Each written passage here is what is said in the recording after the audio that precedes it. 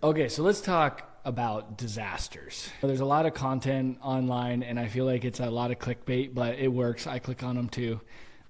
So disaster relief housing is a huge need, and you have things happening all the time. God bless everybody that went through the storms and the hurricanes and those crazy mudslide, like unbelievable tragedies that happened in the Carolinas and Tennessee last year.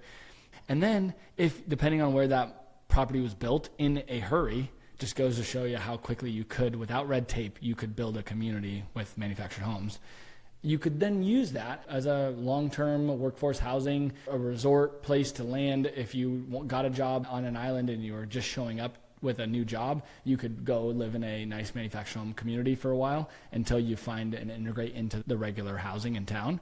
But that's honestly an unspoken kind of hidden gem within the manufactured home space, is you can boot up and deploy houses quickly. And if all of the different manufacturing plants needed to boot up and put let's say 100 homes out for a disaster, you could bring a few of them together that were close by. You could do thousands in a couple months.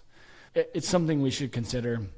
I think I did see that there was a manufactured home builder, operator, a plant or something of the kind that did some of the further east, like more rural areas where the fire happened in LA. But man, it's a no-brainer. If the cities could just figure out a quick standard to then bring in these manufactured homes, and the sales behind the manufactured home builders could figure out a product where even if you could borrow money or whatever, the insurance company could step in. You could deploy these homes even temporarily on those lots.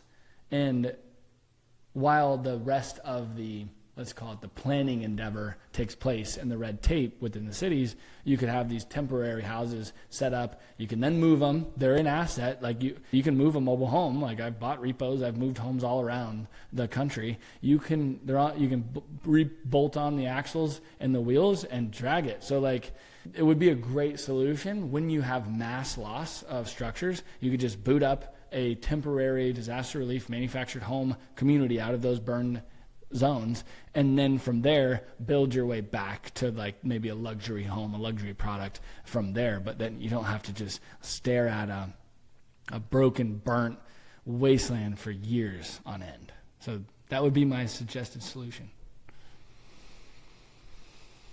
All right, if you're enjoying this content, hit the subscribe button and turn on notifications, and check out the description below for our websites listed.